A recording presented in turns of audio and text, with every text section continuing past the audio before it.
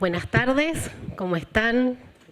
Para mí es una alegría poder estar abriendo este encuentro, estas jornadas, compartir con Pilar y con Daniel la mesa.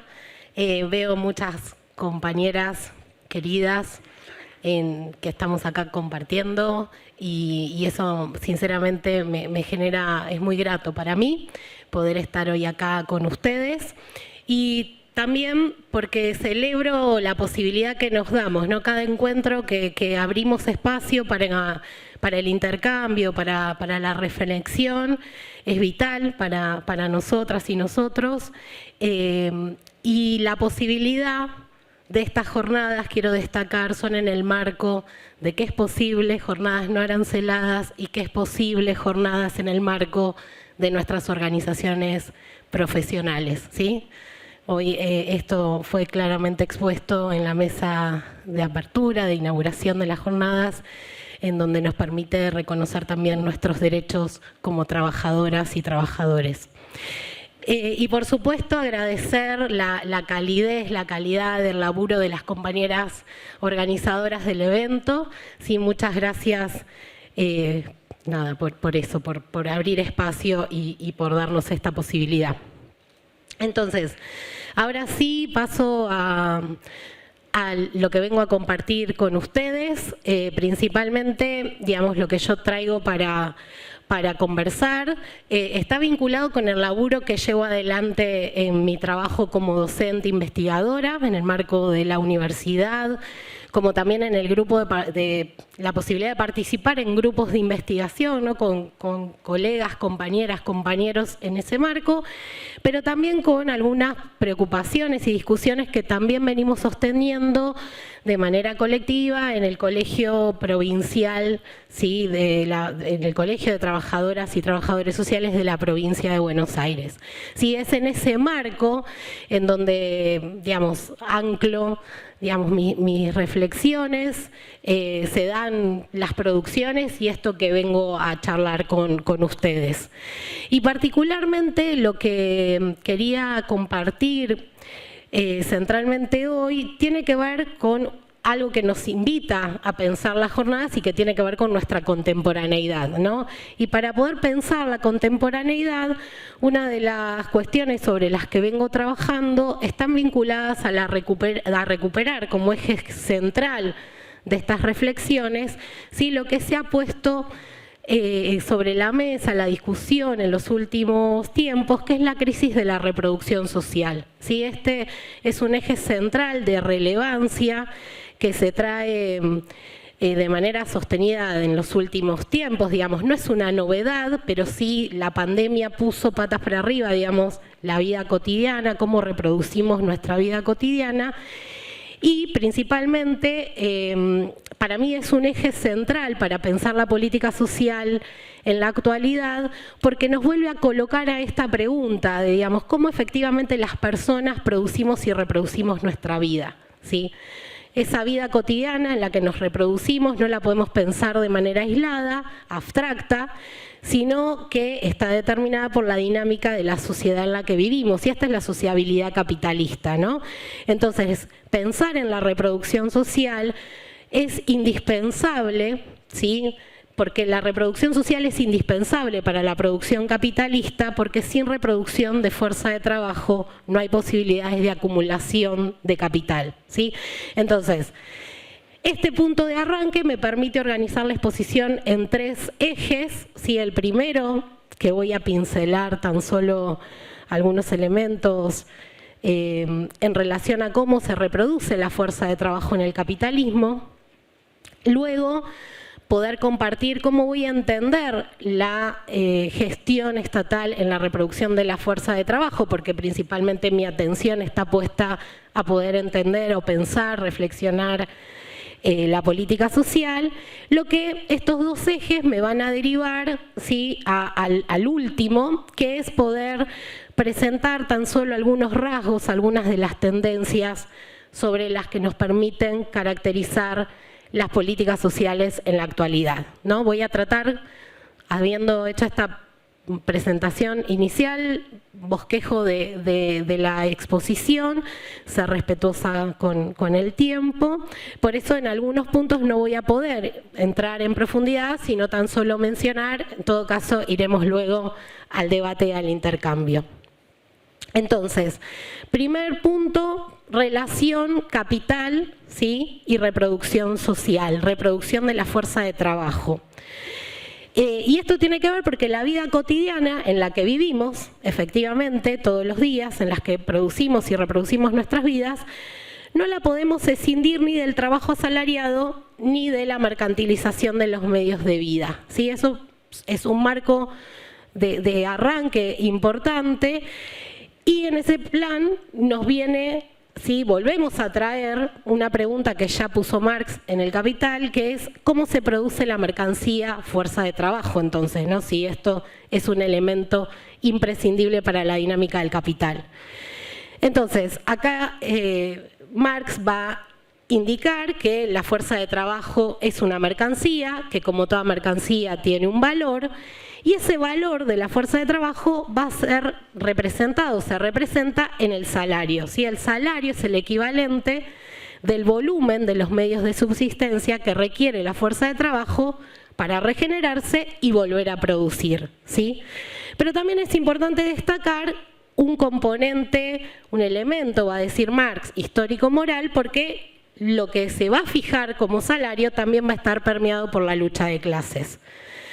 Entonces, como primer pantallazo, con Marx sí podemos indicar que el mantenimiento y reproducción de la fuerza de trabajo permanece como una condición necesaria para la reproducción capitalista, pero avanzando y trayendo sobre la mesa los aportes de los feminismos y particularmente del feminismo socialista.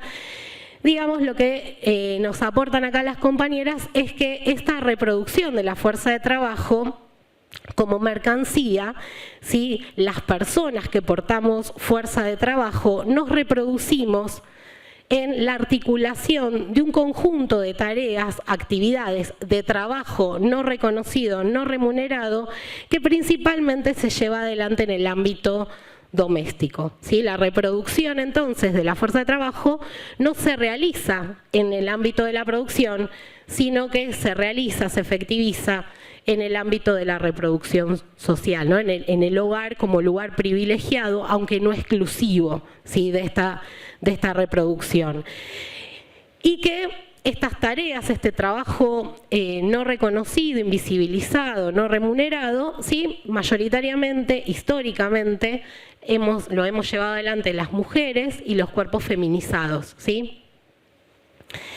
Entonces, primer elemento que habiendo presentado, bueno, cómo pensar cómo se reproduce la fuerza de trabajo, acá hay algo que quiero destacar y es que es lo que pone en evidencia que el capitalismo se asienta, ¿sí? Asienta sus bases en la separación entre el ámbito de producción y reproducción social, ¿sí? La separación casa-trabajo ha permitido la consolidación, ¿sí? Del modo de producción capitalista y por lo tanto también su desarrollo.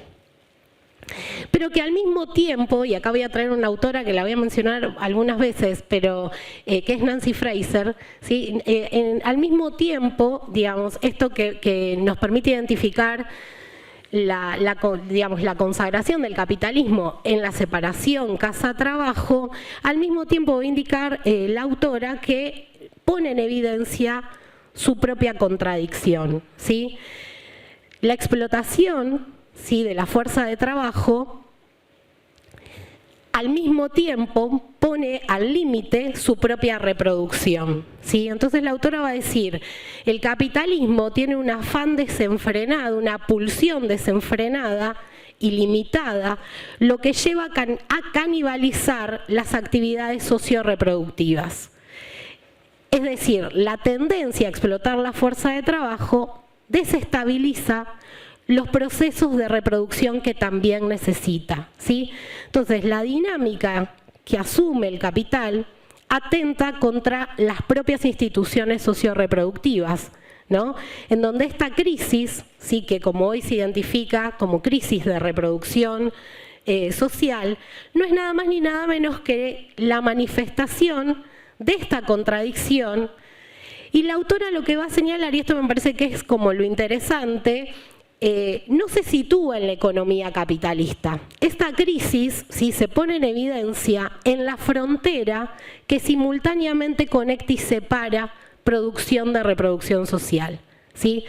Y acá, en esta manifestación de crisis, se ponen en evidencia el enfrentamiento de intereses que son antagónicos, que se enfrentan, si se enfrenta la acumulación que canibaliza y devora la vida de quienes portamos la fuerza de trabajo, y la defensa, ¿sí? quienes llevamos adelante la defensa de la propia existencia humana, ¿sí?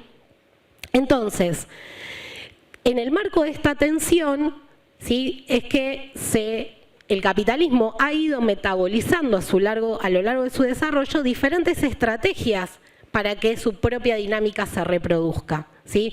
Antes había señalado el ámbito doméstico como una de ¿sí? las estrategias útiles para la reproducción del capital, en la reproducción de la fuerza de trabajo, pero que no era exclusiva, porque también necesitamos reconocer las intervenciones estatales como intervenciones que van a cumplir una función en la gestión de la reproducción de la fuerza de trabajo, ¿sí? Entonces ahí voy a mi segundo punto. Bueno, ¿cómo voy a entender entonces, o cómo vamos a entender, porque como mencionaba anteriormente, estos trabajos no son de autoría exclusiva, definiciones propias, sino que son de laburos colectivos, ¿sí? ¿Cómo vamos a entender la gestión en la reproducción de la fuerza de trabajo, ¿no? Y acá me va a permitir definir que esta gestión estatal en la reproducción de la fuerza de trabajo emerge de la funcionalidad estratégica que articula las necesidades de reproducción amplia del capital con la reproducción cotidiana de la clase o fracciones de la clase trabajadora. A partir, ¿sí? de la atención selectiva de determinadas demandas para que esa reproducción se efectivice. ¿Sí? No es que la intervención estatal va a salir a responder la totalidad de las necesidades que se demandan, ¿no? Sino que va a haber una detección, ¿sí? selectiva que va a derivar de intervenciones concretas que va a llevar adelante el Estado. Pero acá me quiero detener que la intervención estatal cumple una funcionalidad estratégica al costar, ¿sí? al pagar directamente o de intervenir directamente en el volumen de esos medios de subsistencia que necesita la reproducción de la fuerza de trabajo, con aquello que ya Topalov definió como necesidades disociadas al salario, reconocidas mediante servicios públicos colectivos o mediante distintos tipos de transferencias subsidiarias. Entonces, entender así la intervención estatal como funcionalidad estratégica me va a permitir también, entonces, entender a la política social como estrategia de hegemonía, ¿sí? Entonces, acá me parece importante o potente retomar, recolocar, ¿sí? la concepción gramsciana, ¿sí? de hegemonía, porque me permite o nos permite articular, vincular en la política social el desenvolvimiento, ¿sí? de la lucha de clases y la modalidad específica de dominación en condiciones históricamente determinadas, ¿no?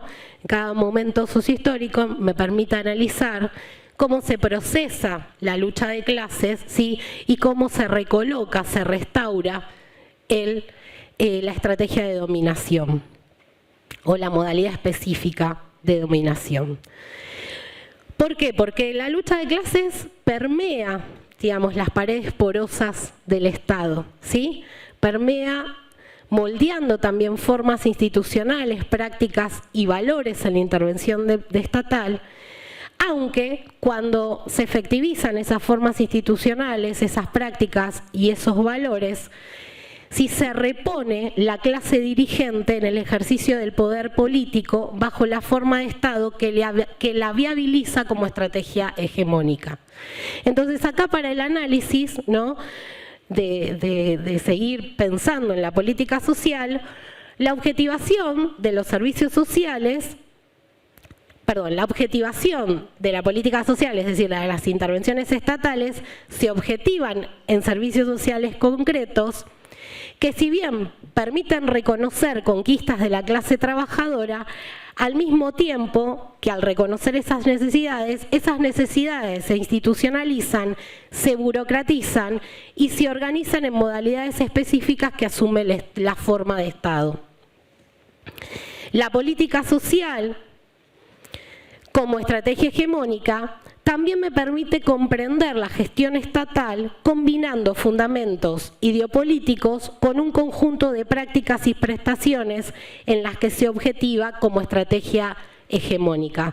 Concretamente acá la pregunta es, bueno, ¿cómo podemos analizar objetivamente cómo se materializa esa hegemonía?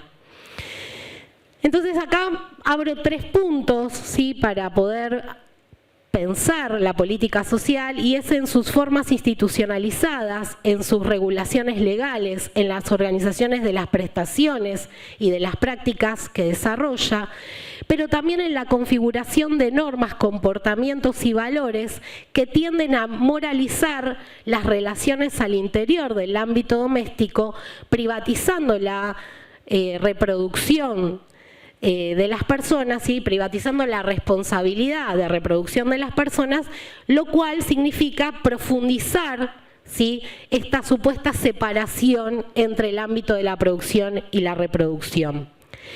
Pero también define el perfil de la población usuaria y qué tipos de prestaciones van a estar siendo derivadas a ese perfil de población usuaria, porque la política social no se presenta de igual forma al conjunto de la clase trabajadora. Hay intervenciones estatales que van a estar dirigidas a sectores de la clase trabajadora ocupada, desocupada, etcétera, etcétera. Entonces esto permite observar también que esa configuración de la política social no se presenta de igual modo al conjunto de la clase. Entonces, estos elementos me llevan al tercer punto, de cómo analizamos la configuración contemporánea de la gestión estatal en la reproducción de la fuerza de trabajo.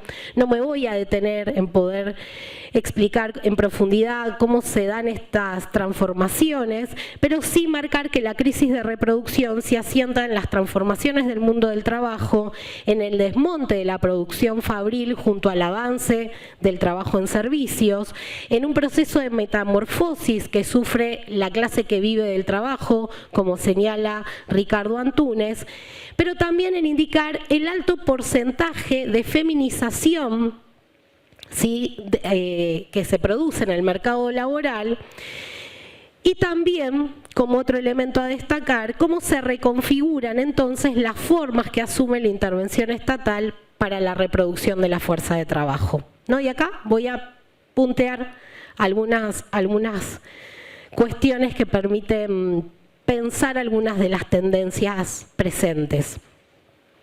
Reconfigura mecanismos de atención selectiva de las diferentes fracciones de la clase trabajadora, como ya había señalado, profundiza esa atención selectiva, desmantela los servicios sociales colectivos, reduce las partidas presupuestarias, terciariza y privatiza los servicios públicos, como plantean las feministas de la teoría de la reproducción social, peores salarios, más peores servicios públicos significa una crisis de la reproducción de la fuerza de trabajo, una crisis del conjunto social, una crisis de reproducción del conjunto.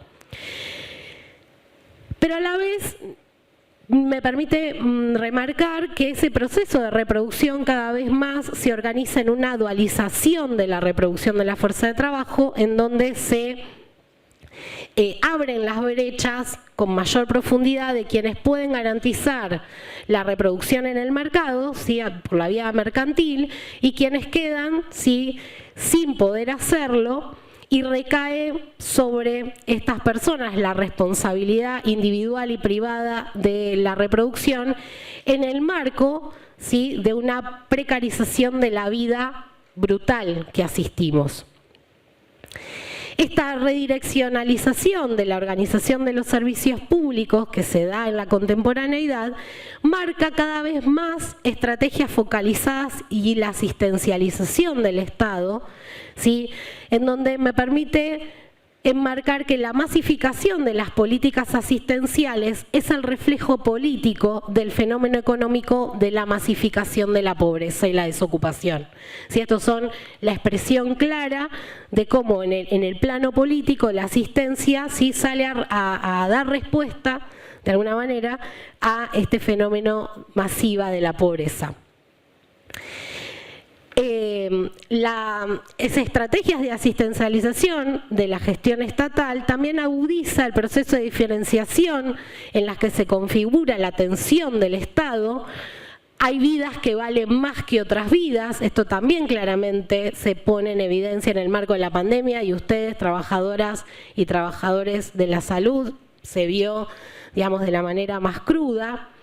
Este proceso de que haya vidas que valen más que otras también permite la profundización de las desigualdades de clase, género, como también desigualdades étnico-raciales.